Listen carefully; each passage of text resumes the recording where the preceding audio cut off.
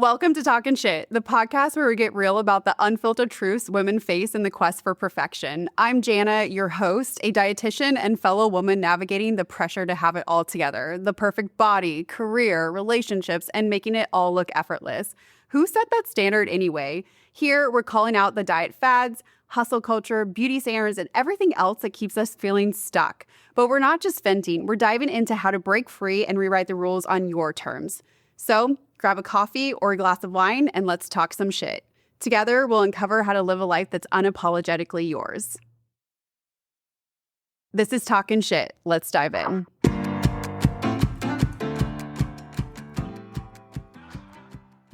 All right, for today on Talkin Sht, I have Anna with me. Anna and I connected through one of the Health Ones with Jana retreats, actually. And then Anna has been so pivotal in my own journey to be able to connect better with my body and my breath. So I'm so excited, Anna, for you to be on the Talkin Sht podcast today and really diving into a topic that's going to be pretty interesting. So thank you so much for being here. I will let you introduce yourself and all the amazing things that you do to support women and men. Yes, thank you so much for having me here. I love how you mentioned my first time meeting you was at one of your events. And I knew that was in the beginning of my journey. And I knew when I met you, I'm like, we're going to work together. And so just seeing like, wow, how it's culminated. So cool. So cool. So grateful. My name is Anna. I go by Holistic Healing with Anna. And what that means is I do all things holistically, meaning your whole self. How can we heal you at the root level without just giving you a pill or a steroid shot or an antibiotic, right? Like, how can we get to the root issue through various modalities that I offer to really get to the root of the issue? So I offer a ton of modalities, including breathwork, Akashic readings, hypnosis sessions, coaching, all the things wellness related to really get you deeper connected inside. So, Yeah. And I will say, Anna, so even though like I'm a well-being expert and I know there's more things than just like food and exercise that impact our health, my first experience at one of your workshops, I was completely taken back. I was like, what the heck is happening? Why is breath work this powerful? How am I feeling all these sensations in my body? Basically what is going on? And I will never forget when we did our one-on-one session together. One, we really dived into particularly my voice, being able to express my voice. And so that is something that I continue to be grateful for. But also, I just bawled. Like I just started crying, and you just held me in such a way that was so healing. And that was also just like this next evolution of how our body, our body keeps a score, our body holds emotions that maybe we're aware of or not aware of, and how they really impact us and how we can really hold on to the weight of these emotions. So like I'm a dietitian, right? Like I work with women that typically want to lose weight and or have chronic diseases, whether it be diabetes or hypothyroidism or whatnot. And a lot of times when we really dive into what's holding them back, there's a lot of emotions that are connected with their weight. What do you see on your end? yeah, 1,000%. When you talked about coming to the event and saying, what the heck is going on, and allowing yourself to be held, right? Even physically held, to feel the sensations in your body. What I have found is I attract a lot of women just like you, just like me, who are doers, who are out there pushing, doing all the things, accomplishing all the things, like holding it all together, right? And so like as you're like holding it all together, all the pieces, what happens is we tend to stuff and like suppress it all down. We suppress it, we just keep it all locked up. And so with that is we don't even know, like we're so disconnected from our bodies. Like, what is my body trying to tell me? How do I feel when I eat this certain type of food? When I have this certain type of beverage? What is happening in my body? Like we're so disconnected from ourselves. And so, like you said, so many people are just like stuffing it all in. And when you went and really had the opportunity to like take some time and connect with your own body, Wow, it's almost a little scary, to be honest, because it's like, wait, what's happening? I'm not used to this. Yes. And okay, for me, like I have really struggled with this idea of like being having to be perfect, right? In like any and all ways. And then if I'm perfect, then that means I'll succeed. And so there's so much pressure that I can oftentimes put in myself. And it's something that I've had to work through, continue to work on, be mindful of. But also the cousin to perfect is also this idea of control. Like if I can just control it and have it all together, then I'm okay. And I have learned in my own journey that as soon as I feel this need to control, what I actually need to do is accept, which is so hard and so counter what we've really been taught. But I want to dive into this a little bit more because as you and I were kind of preparing for this podcast and this idea that really came up and this theme that you want to be able to articulate more around is this idea of being the good girl. How does being the good girl and like performance how and control and perfectionism, how are they all connected? Okay, so I never saw myself as controlling. I'm just like, I didn't know I was controlling because I was just trying so hard to like be always amicable, like, oh, okay, yes, I was a yes girl, like, oh, okay, what do you want to eat for dinner today, Jana, or what do you want to eat for dinner? I'd be like, oh, whatever you want, I'm fine, whatever you want. I would say I'm a cheap date, I'm easy, no problem. I took pride in like not having any needs. I like prided myself on like, oh, I'm easygoing, but really I wasn't because I was trying so hard to be liked, to be likable. Like, oh, if I just do everything you want, if I just give you everything, if I'm the good girl, who's perfect, who does all the thing, who never asks for anything, who, like stays quiet and doesn't speak up, then somehow my needs will get met because I'm meeting all of your needs and not realizing that I was kind of like burning myself out in this good girl and this control thing. Like I didn't see myself as manipulative because I would say, well, I'm just saying yes, like I'm giving you everything you want. Like I'm not being controlling when really I was trying to control the way the other person was behaving, right? Because I was too afraid to speak my truth because then they might get upset. So really, I was being controlling and I didn't even realize that. That was such an eye opener for me that like, wait, I thought I was the good girl. And Mhm. like, oh wait, there's a dark side to the good girl as well, who is controlling and a little manipulative because she's trying to get people to act a certain way. Mhm. Oh my gosh. And I like as you're saying that too, like I mean I'm right there with you. Like that's something that I've definitely struggled with because I was always so afraid of like I didn't want anyone to get mad at me and I want anyone to like not like me or say bad things about me. And so I was always like I was hyper vigilant to be very aware of what do you need me to be in order for you to be happy, satisfied, okay, not upset, right? And I could do that. I can, so, but what I discovered is that the more that I did that, the more I actually took it out on myself. And for me, it showed up as like binge eating. Like instead of expressing my needs or telling them, hey, I didn't like that, or hey, I can't do that, or heaven forbid, saying no, right?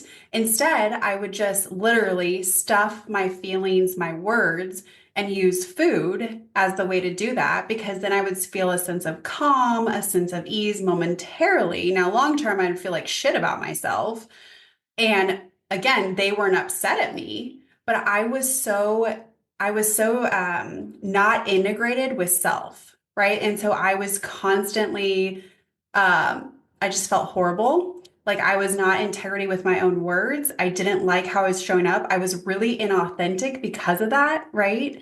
And it just really festered in so many other ways that just felt not great. Hmm. I resonate with all of that. When you're talking about food, like I can see how so many people could struggle. And I've fluctuated with my weight so much through the years where I've been up and down and all this stuff. And I used food as this like, oh, well, I deserve it. I work hard, so I deserve to eat the shitty food. I deserve to eat like I want it, like I deserve it. I had this like I deserve it because I work so hard mentality. So that was part of that for me. The other thing, as you were talking about the food, what I was thinking about was like, wow, how have I been sexually active and intimate with my partners? Because this was my way of trying to like, oh, we'll still appease them, be the good girl. This is what I'm supposed to do. So like, I, I don't really necessarily want to, but like, that's what a good girl does, right? Like, so you'll want me, right? If I look and behave a certain way. So for me, I'm like thinking of like, wow, how many times I've like allowed myself to be I don't know what the why I don't know why the word stuffed is coming to me, but Yeah. like Yeah. um just to like be appeasing as well. Like, wow. Like, Yeah. and yeah. When did you like officially realize that you were acting as the good girl and you didn't want to be that anymore? When I saw the same patterns happening. So I have to say, like, I was the good girl who checked all the boxes, who got the good grades and went to college and bought the house and got married and had the baby, all these things.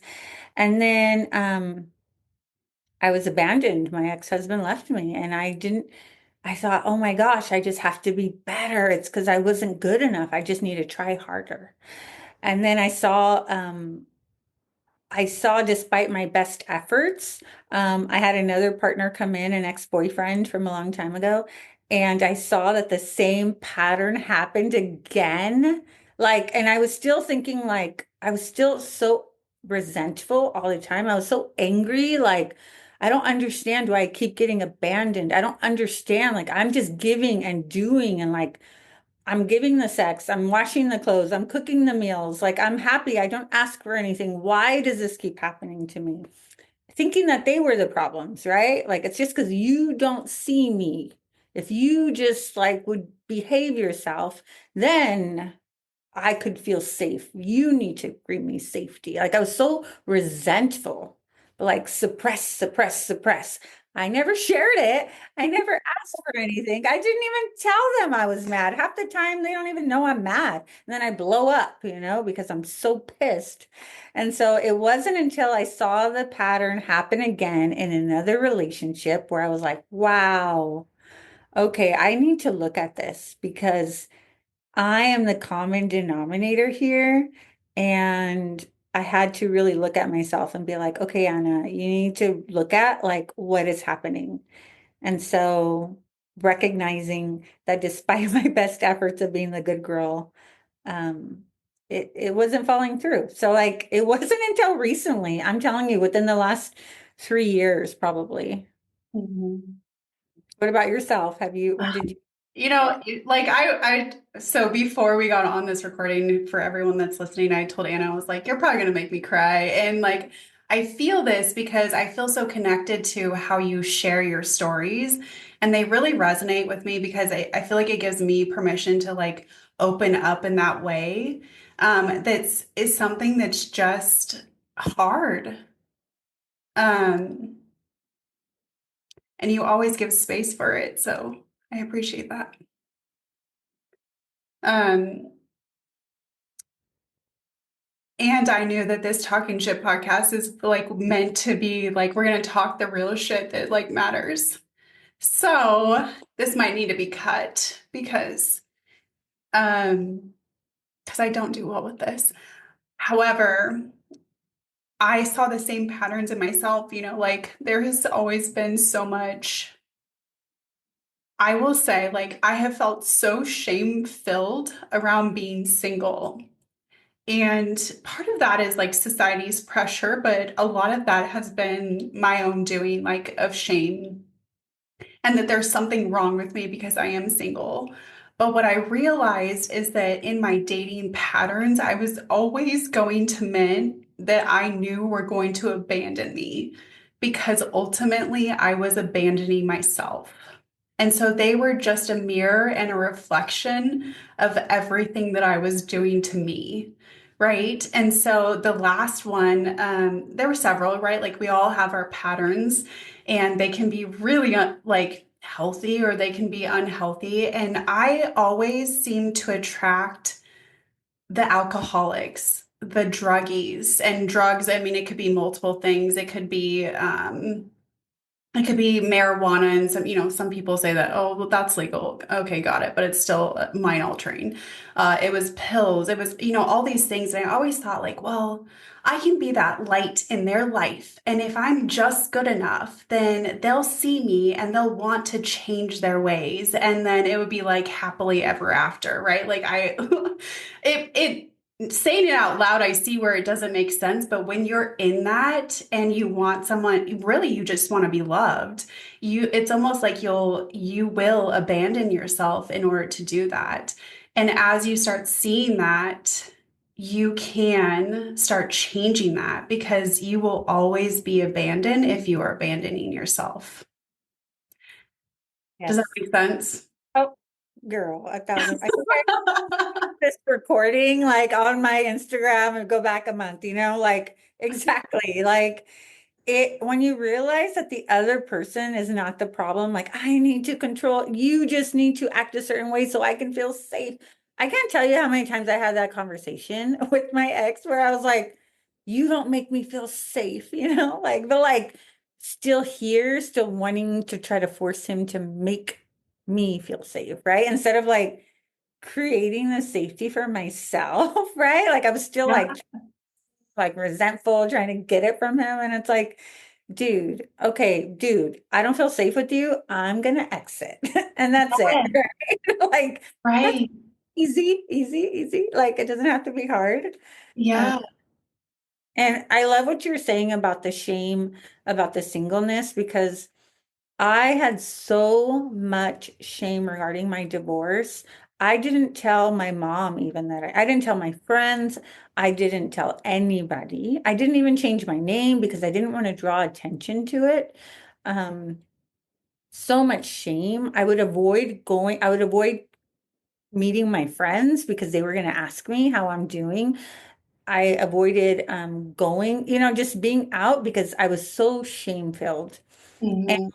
The interesting thing is like it was me shaming myself because I went like recently, like that part of me is healed now. So I went to the party where I would have avoided before, and like nobody cared. Nobody like, like I was like, oh, it was me the whole time who carried the shame of like something must be wrong with you. That's why you got abandoned. Mhm.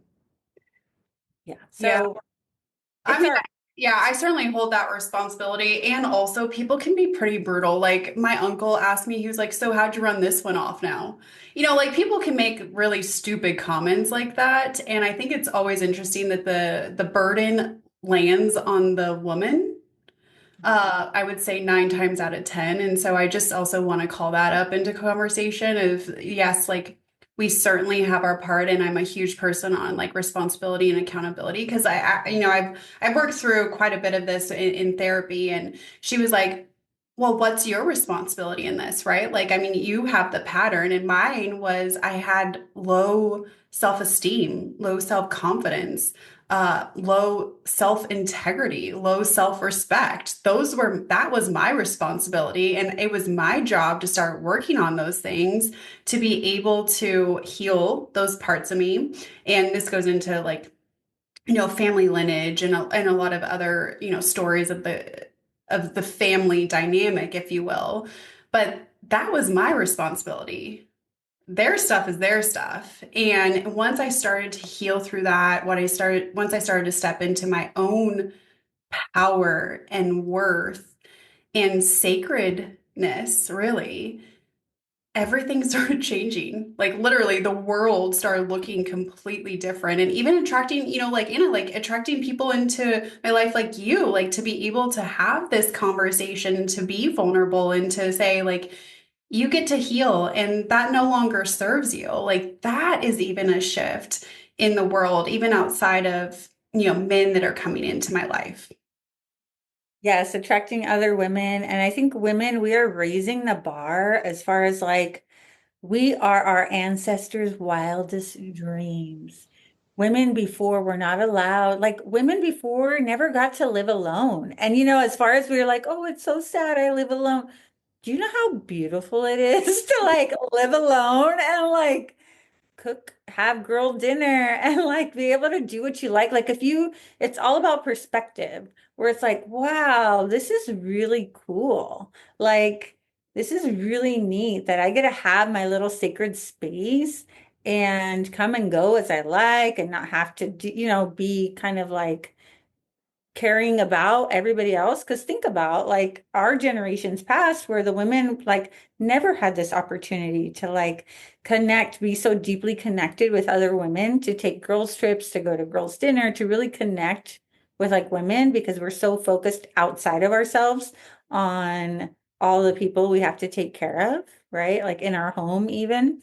Mhm. So it's really about changing the perspective. Like I no longer feel this sense of shame regarding my singleness, regarding my choosing to be celibate, right? Because it's like, oh, like I get to choose this. I get to choose who I'm intimate with. And like, if we are not aligned, like it's a no. Where before I felt like, okay, well, I don't want you to leave me, so I'm going to be intimate with you because that's what I'm supposed to do. And, if you don't get it, I have to give it to you. But like, it's like, no. Mhm. Even to be able to be in my energy, I'm speaking from like a man, even women, right? Even to be able to be in my energy field, I get to choose, right? So like, my energy is sacred. And so I get to choose, like using that power, that like self-worth.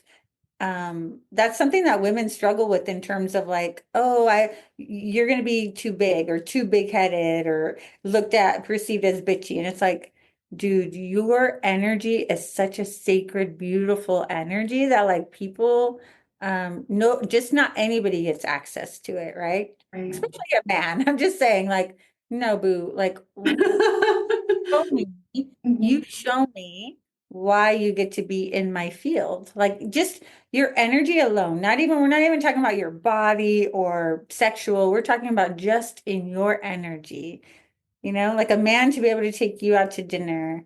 So beautiful. What a gift, even that in its own self. But Just why, yeah, why does this matter, right? Like, so I always think of this from, so from my lens, right? Like I help individuals um, really step into a higher level of health and really be able to care for their bodies through whether it be nutrition or movement or, better managing stress or getting more sleep, right? Like it's all these needs or caring for the body to feel its best. Why is this connected? Like why is this idea of like being a good girl or stuffing your needs or even being able to articulate your needs, how is that connected to a woman's health? Yeah, that's a great question. I love that you're bringing it together because this is that idea of the whole. We are not a compartment. It is not, you do not have people who are overweight. It's not just about the food. Because oftentimes, I guarantee you, so many of the women you talk to who are probably overweight will say, I don't even eat that much. I don't know why I'm overweight. I Mhm. mean, a lot of times it's like, I don't even do, I'm not even eating that much. I don't understand why I'm overweight because really, it's an energetic thing. The idea is through different like German new medicine, through different energetic practices, we're taught that like if you're overweight, it's because you're holding on to so much. You're trying to create safety for yourself. So it's an energetic thing. So if you learn about like how can I create safety for myself, that would be through better better nutrition, right? And so it's not about good food, good girl, bad girl. It's about like what am I eating that makes my body like be in its best alignment? What am I ingesting into my brain, into my mind, into my surroundings that is helping my body be its best self? How am I moving my body so that way it can be at its highest mobility, right? Like it's all these things of like taking care of ourselves and I think as the good girl, we are constantly projecting out, like taking care of everybody else's needs. Where now, with this idea of like taking back your power, is you are now pouring into yourself so that you can then give with the full cup where you're not so resentful and angry. But like if you feel good, imagine how good the people in your life feel. Yeah. I have a very I guess a small, and I'm air quoting small, a story of this. When I was really first starting to articulate my needs and my preferences, I love Starbucks. I love coffee. I enjoy it. And whenever I would order a Starbucks and they made my order incorrectly, I would just be like, oh, it's fine. Like I'll just drink it. It's not a big deal. There's children starving in Africa. Get over yourself, right? Like that was the kind of narrative that I had. And when I first started to try articulating my preferences and my needs, one of the first things I did was when my coffee was made incorrectly, I asked them to remake it. And oh my dear gosh, Anna, like I was shaking just doing that. I was like, um, uh, like I was stumbling over my words. Like I was just so not confident. I was so afraid they were going to get mad at me and that they were going to spit in my coffee or, like something. And the lady was like, "Oh, sorry about that. Let me redo that." Not an issue. They remade it. My coffee was great. No one died, right? Like, and we can move on with our day. But it's so interesting how, for many women, it's really difficult to say, I need this, or this is a preference of mine, and it not be a bad thing. A- I mean, 1,000%. I can think of all the times that I would be so resentful. Um, when like my partner wasn't getting it, I'm like pissed just because like you should know what I need or what needs to be done. And so I would like all this.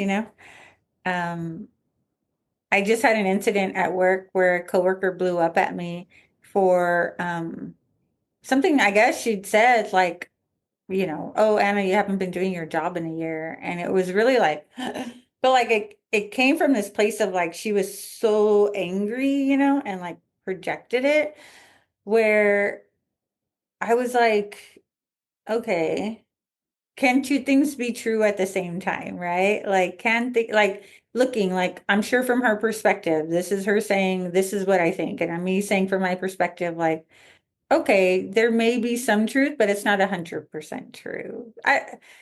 I guess I'm going into this to just be like, if we're not vocalizing our needs, like we stuff it and we get resentful and it causes issues in our body. And then we end up blowing up. So for me, when I was like the recipient of someone who was like so angry and like lashed out at me, I'm like, whoa, whoa, whoa, like what the heck?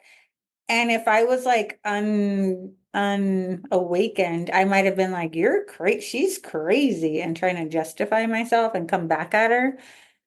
And I'm sure like a lot of men deal with that from these women who are like so angry from like all this suppressing going on and end up blowing up. And the partners are like, you're crazy, and like dismiss the whole thing because they can't hear you because at this point you're so elevated, there's no hearing. Mhm. So so yeah, something as simple as like a coffee, huge. And I bet you, I promise you, like once that comes like resolved, like it no longer becomes an issue anymore. Like, oh, we passed that test. Okay, you probably won't have issues with your coffee anymore, or Mhm. it'll be fine. So, Yeah. So I work with a lot of women that, struggle with the emotional eating or like stress eating. And it really has very much so increased over the last several years for various reasons. And there's four main emotions that most women share with me that they're experiencing when they go to food to attempt to solve the problem. And they've shared they are angry, they're frustrated, they're stressed, or they're overwhelmed. Those are the top four emotions that it's not because they're happy, right? Like being an emotional eater can also be because you're so filled with joy and happiness, right? Like people will say, like I was feeling really good in my relationship and we gained, 10 pounds or whatever, like it doesn't have to be negative emotions. But at least as of late, I would say over the last 3 to 4 years, these are the four ones that almost every woman shares that struggles with emotional or stress eating. Mhm. So if someone is experiencing those emotions, how can they start to support their body in a different way from that energetic perspective, like you mentioned, because it's all energy, right? So that energy they're feeling in their body. And I'm guessing it also is part of what creates the dis-ease in the body. So how can they really work towards being with those emotions? Yeah, that's so, I can totally relate with so many of those women because I've had so many of those feelings. My first suggestion is really beginning to take that radical step of doing this radical self-care. So self-care is not selfish, it is sacred. Like it is necessary. If you are not showing up and pouring into yourself, not only do you suffer, your body, your mind, your mental health, your relationships suffer because you are resentful, you're angry, you're bitter. You're disconnected from your children because you're so frustrated with them for not behaving the way that they should be behaving, that like just there's so much discord in the family. And years go by like this. Years go by like this. How many years have people suffered? And then what happens is they end up getting dis-ease, right? Something happens in their body. The doctor says, here's a pill. And, people are numbing themselves with alcohol and, TV and Netflix, this kind of thing. Okay. So we've identified the issue for sure. My suggestion is to really take that step, like I said, that sacred self-care and really getting connected with your own body. So if that's first step is meeting with you and saying, hey, let's start with a nutrition protocol. Let's start with a movement protocol. Even like making a promise to yourself, even something as simple as walking. I'm going to commit to walking 10 minutes a day and like making that commitment to yourself and honoring that because you are showing up for yourself. I'm sure any one of us would show up for if we had a sick parent or a child who needed us to do that. If they like, we would do that for them in a heartbeat. And so, really doing those steps for ourselves, making a little micro commitment and taking that step. So, like, it's an investment. It's an investment to work with you. It's an investment to work with me, maybe not like financially, but like time wise, like even to sit here and listen on this podcast, there's an investment. You are investing your time into being here and saying, what is it that I need to do to take those steps? All of these are investments to your best self. I'm a big advocate for connecting with your body. I love breath work because it is a way to just simply connect with your body. And it's something we have. Like it's a tool that we have that has been with us since the day we were born till the day that we die. And how do we use this beautiful inherent tool that we have to really connect us with our own body and to help us reprogram our subconscious mind? So all the things, taking that first step. So, of course, like I advocate breath work, I advocate proper nutrition and movement, all of the things. Mhm. Why are a lot of individuals afraid of breath work? Okay, I will tell you, I had a lot of deep religious programming for a long time. And for me, anything that was not by the blood of Jesus was bad. I will just say, if Jesus was not involved, I don't want to be a part of it. And so anything that was outside of this box was scary to me. That was like a big no-no. That is bad. And so Mhm. I say this because for so long I was so afraid of being able to connect with this anything outside of what the church tells me I'm supposed to connect with. And what I found is like once you go in and you do it and you realize that the beautiful connection. I will say the other thing that came to mind is people don't think they can do it. They're saying, "Ugh, I can't meditate. Like I can't even, I got so much to do. I can't do that." Right. Yeah. So part of it is the time commitment and like it feels boring. I will promise you my first time I went to a class, I thought, "Oh my gosh, I'm so pitiful. Like how boring am I to go to a breathwork class? I'm not going to be able to do that. I'm going to be so fidgeting in there." And when Mhm. I left, I was like, "What the heck just happened?" It was such an amazing experience. I was like, "Okay, I need more of this." Yeah. Yeah. I think they're scared of the unknown, right? Like Yeah. scared, like, it's this thing of like, I don't know what it is. It's different, right? But like, do it. Just do it. And like, if you don't want to do it again, you don't have to, but like, just try it. Yeah. So I totally resonate with that. Like I would like, oh, like at first I had like my to-do list that was just like running through my mind and I was like, oh my gosh, like I need to go do, right? Like I was very much so in the do versus the be, and learning to like be more present and fulfilled and content and all those things. But also I will say just very openly, I was afraid of what I already knew. Mm. Right? Like, so when you slow down, when you connect with your body, like, I firmly believe the body's talking. And again, going into that like sacred spiritual act of what the body represents. Like, a lot of times when people will say, like, well, I know what to do, I just don't do it. Or like, some deep truths that you need to act on, but you're kind of afraid to act on it because it would mean a lot of things are going to change in you, change in others, right? Like, and so I was really afraid of like the truths that would come out of it. And as I leaned into that of like, okay, I'm just an open vessel and I'm here to be able to explore, it got a lot easier. And how exciting and how free, right? Because then you're learning by just being an open vessel, you're learning to like flow and Hmm. not be so controlling because you're like, well, what comes out, what needs to come out is going to come out. Yeah. Yeah. Oh, that's Yeah, yeah, interesting. I it's been such a beautiful experience and like I can see people when their breath pattern, I do this thing called breath analysis. So I can see in people's breath like what is going on in their life by the way they're breathing. And so the idea is if you change your breath, you change your life. And so just Mhm. really opening and allowing the breath to come in and come out, like free flowing, really changes how you start showing up in life. So Yeah. Okay, so before we kind of like close it out, I did like we talked about this earlier, and I think I'm ready, maybe. So I had an experience. You mentioned like walking. I am a huge fan of walking.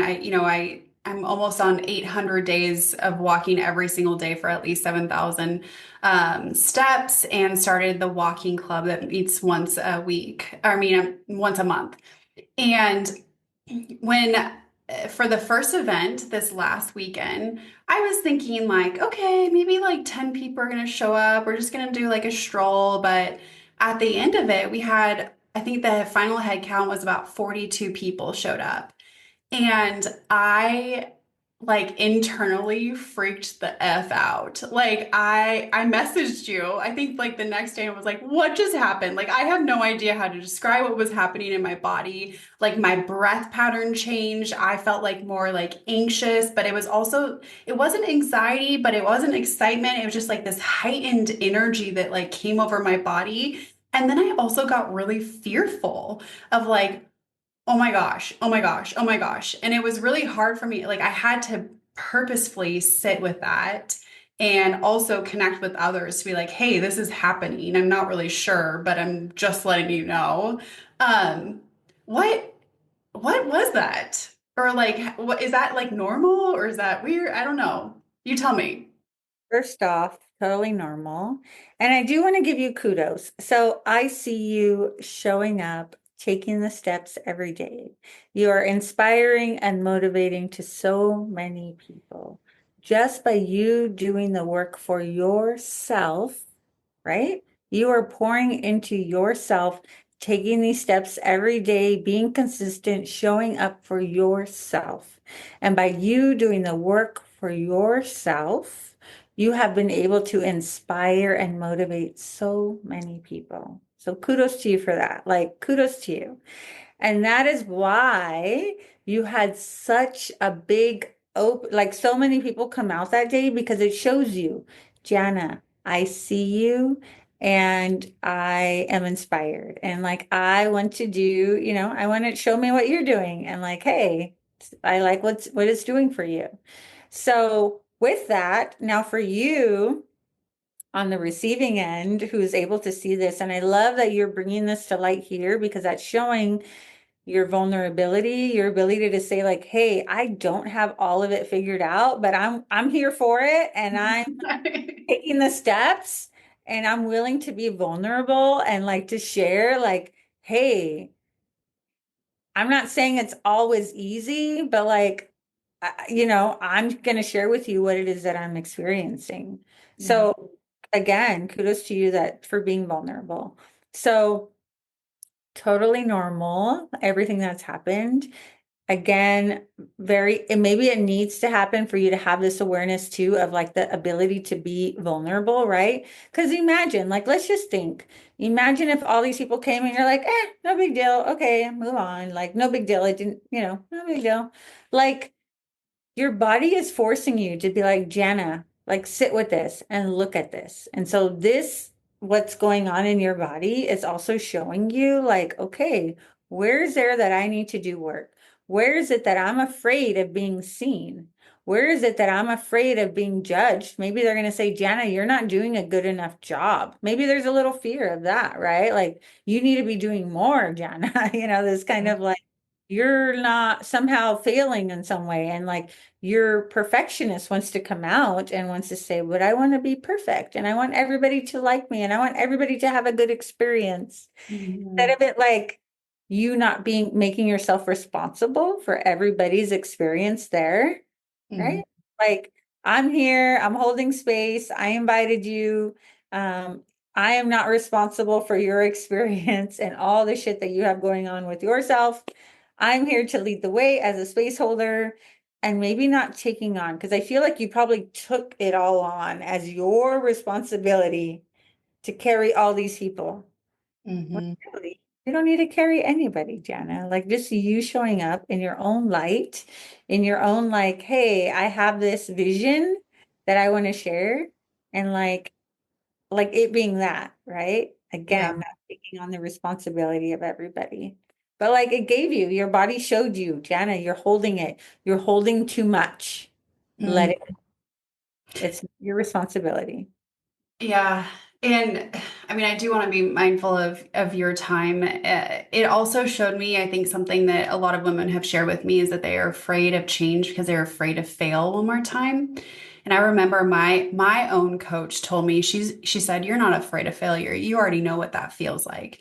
You're afraid of success." Mhm. And that was just a reminder again of how I truly believe from an energetic perspective. So many women are so familiar with the notion that they're a failure or the thoughts that they're a failure that is, even though it sucks, it's what they know, right? Like so there's a comfort to it in a way.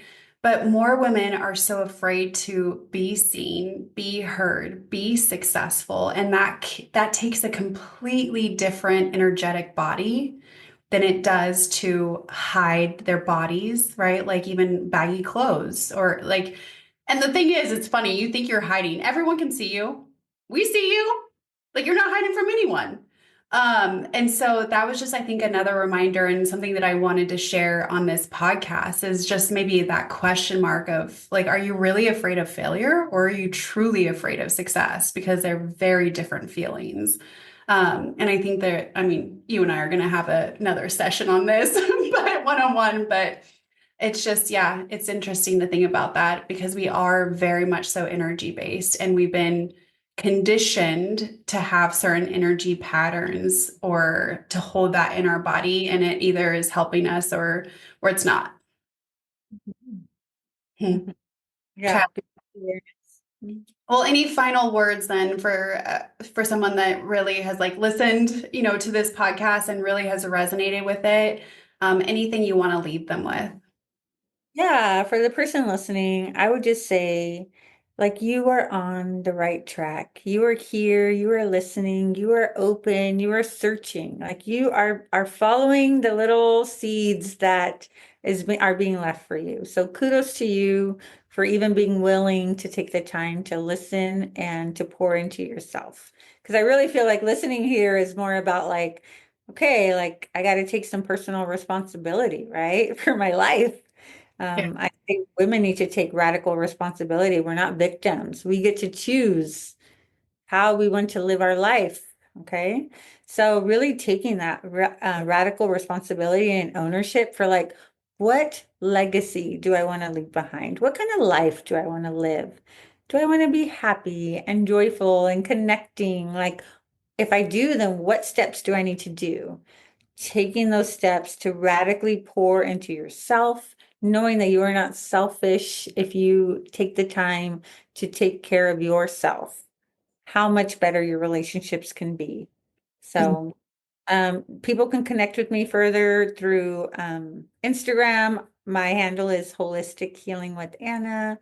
I offer so many modalities, so many workshops. Again, all with the idea of helping people through their stress, anxiety, through burnout, how to get them to come home back to themselves.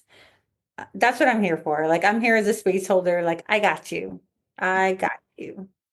And yeah, I mean, so like, yes, if anybody wants to work with me, I do offer free discovery calls. I do those breath analysis where I can read your breath. I do that all for free. It can be done online. So, so many avenues and opportunities to work with me.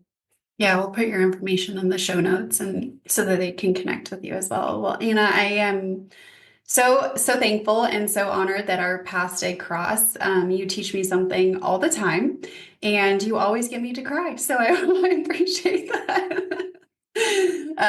But thank you again. My pleasure. This has been Talkin Sht. If you like this episode, please give it a thumbs up or leave a review on the Apple Podcast app. If you want more episodes, click that subscribe button. And if you want to learn more, visit healthwins.org. Talkin Sht is produced and hosted by me, Jana. This production is also made possible by the Community Media Access Collaborative. Learn more at cmac.tv. See you next time.